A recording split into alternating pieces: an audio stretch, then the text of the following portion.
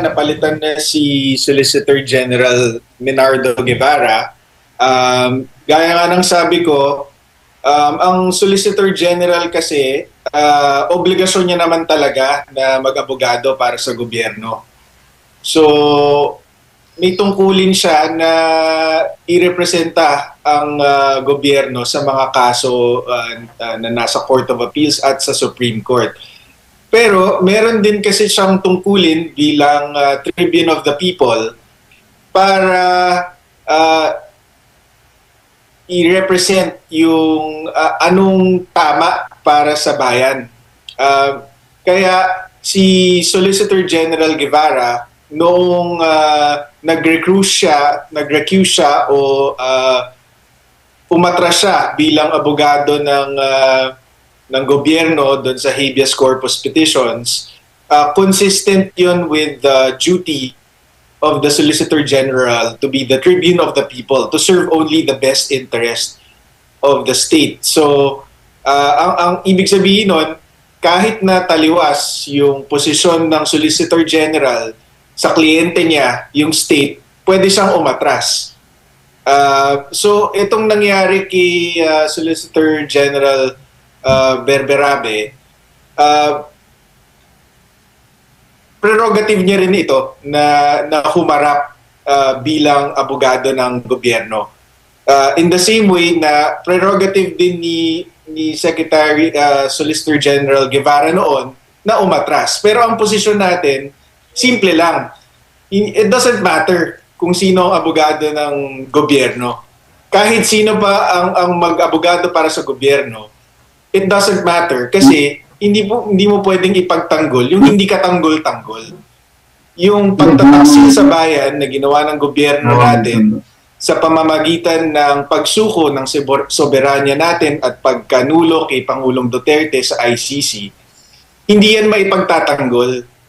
Hindi yan pwedeng ikubli or hindi pwede nilang magpanggap, hindi sila pwedeng magpanggap na international cooperation yung ginawa nila. Hindi nila kayang piliin din kung kailan lang susunod sa konstitusyon. So, ang posisyon natin, tama si Solgen Guevara noon para hindi i-represent yung government sa habeas corpus petitions.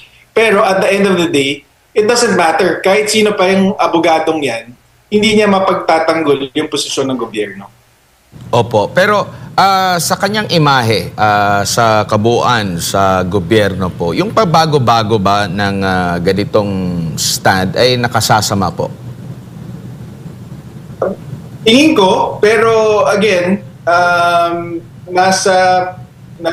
may kapangyarihan o may karapatan yung Solicitor General na desisyonan kung ano yung tingin niyang nasa best interest ng Estado. So, para kay Solicitor General Berberabe, tingin niya dapat lang na sila ang mag-abogado para sa state. So, tingin natin, syempre, mali yun. At syempre, tingin ko may hirapan nga silang idepensa itong posisyon ng gobyerno. Kasi nga, ang pinaka-importante dito, Admar, is ang original position ng gobyerno sa ICC pa lamang ay walang jurisdiction ng ICC.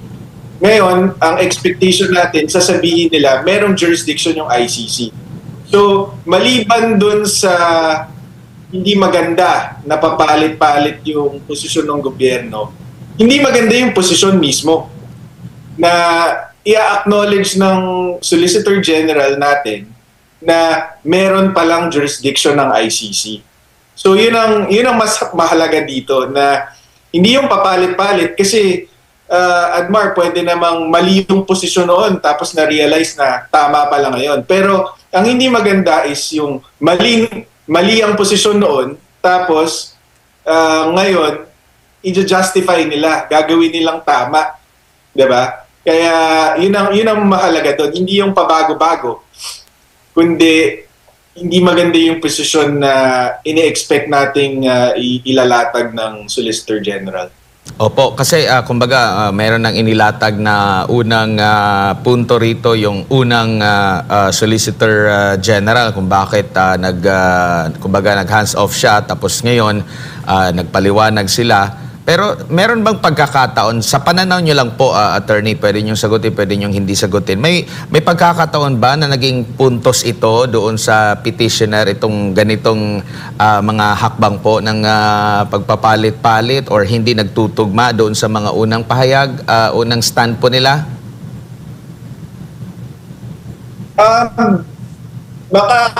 Tingin ko puntos yan para sa atin, sa petitioners, kasi yung papalit-palit na posisyon, indikasyon yan na hindi tama yung ginagawa mo or hindi mo pinag-isipan yung ginawa mo, talking about yung gobyerno natin.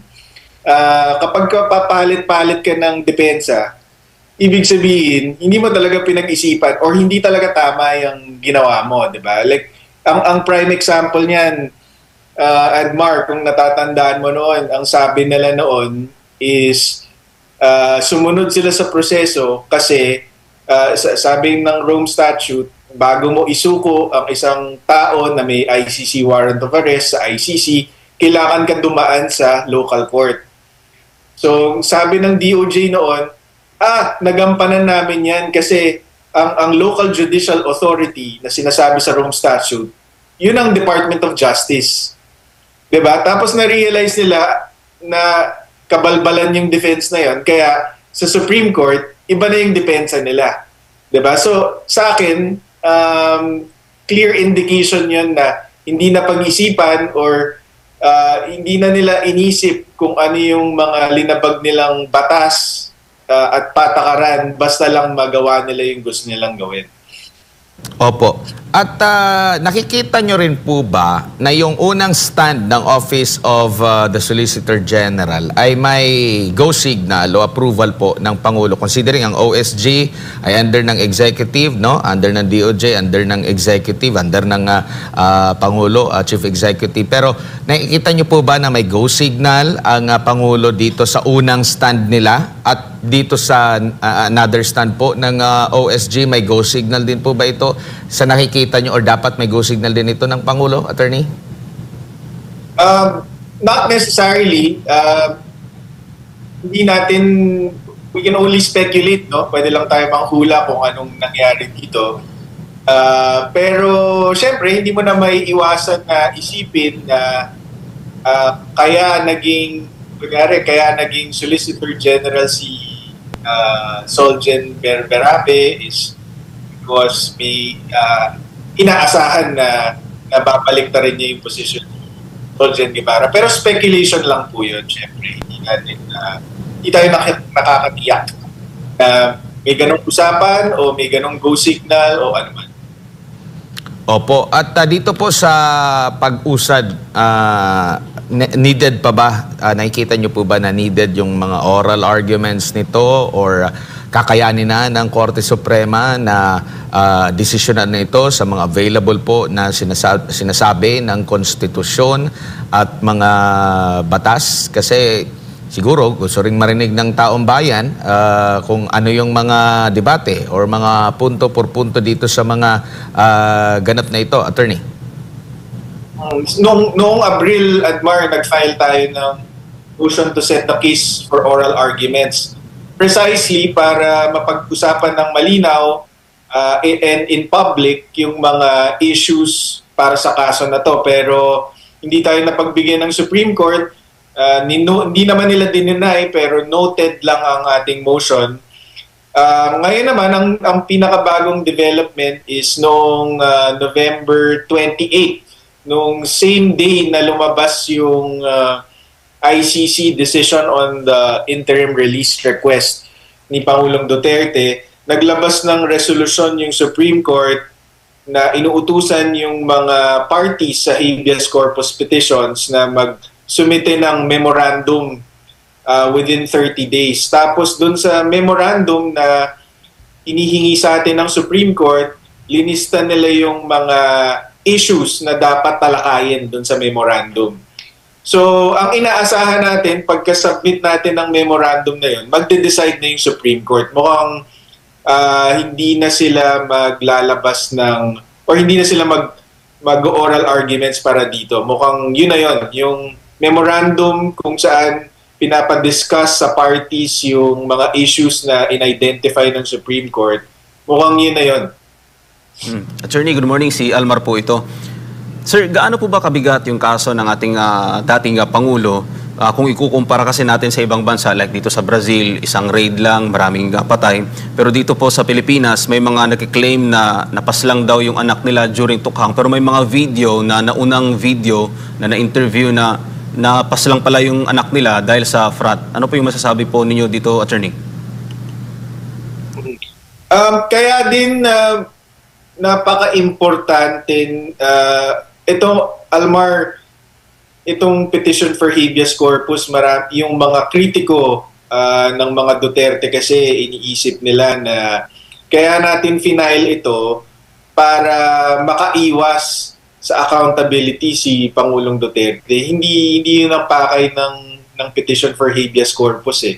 Ang pakay ng petition for habeas corpus is para paniguraduhin na dumaan sa tamang proseso. So, hindi ito pag-iwas sa accountability ni dating Pangulong Duterte. In fact, willing naman siyang harapin kung ano mang kaso ang i-file sa kanya, pero i-file nila dito sa Pilipinas. Kasi tayo ang may jurisdiction sa kung ano man ang nangyari dito sa Pilipinas. So, yun lang ang gusto natin mangyari. Dumaan sila sa due process. Kung kailangan, kung meron silang iniisip na kaso laban kay Pangulong Duterte, kay Senator Bato, or kanino man, dito nila i-file. Kasi dito nangyari, wag nating isuko yung soberanya natin sa mga dayuhan. So, tungkol dun sa tanong mo, yung mga ganyang issues, mas maganda at yung mga ganyang inconsistency sa mga posisyon ng mga tumutugis sa pamilya Duterte, mas lalabas yan dito sa Pilipinas eh. 'Di ba? Hindi natin alam kung yung mga nahanap na inconsistencies, namatay pala sa frat pero ngayon representa bilang biktima ng drug war, hindi natin alam kung aabot yan sa ICC. Pero kung dito sana ang pagdinig, di sana nalabas yan dito. Di ba? Mas madali nating yung mga abogado ni Pangulong Duterte at ng mga accused, mas madali nilang mahanap yung mga ganyan kung dito ang labanan, hindi sa ibang bansa. Sir, maiba lang ako ng konti. Nabanggit mo si Senator Bato de la Rosa kasi parang ang nangyayari ngayon parang siya ang isusunod. Ano yung masasabi mo dito, Attorney, dun sa binanggit ng Ombudsman na meron ng warrant of arrest? Kumbaga parang nanggaling sa Ombudsman yung unang anunsyo na meron ng warrant of arrest yung ating senador, si Senator Ronald Bato de la Rosa. Tama po ba na nanggagaling sa Ombudsman yung gentong information, Attorney? Hindi siya tingin ko hindi siya appropriate or hindi siya ano ba tawag dito, parang nakapagtataka na galing sa Ombudsman yung impormasyon since is supposed to be independent siya of the executive. Pero nandiyan na yan, Almar. Ang sa akin, ang teorya ko kasi is talagang sinadyang linabas yung impormasyon na yan para si Senator Bato makapagtago at para ma-exercise niya yung remedies niya. Bakit? Kasi ang tingin ko dito, yung gobyerno natin, wala na silang political capital para ulitin ito kay Senator Bato eh. 'Di ba? Ginawa nila kay Pangulong Duterte, sinuko nila sa ICC. Anong nangyari? Nawala nila yung control ng Senado. Tapos napilitan si Pangulong Marcos na maglabas ng campaign against itong flood control project anomalies, pero nag-backfire. Puro puro mga kaalyado lang din nila ang lumabas na salarin.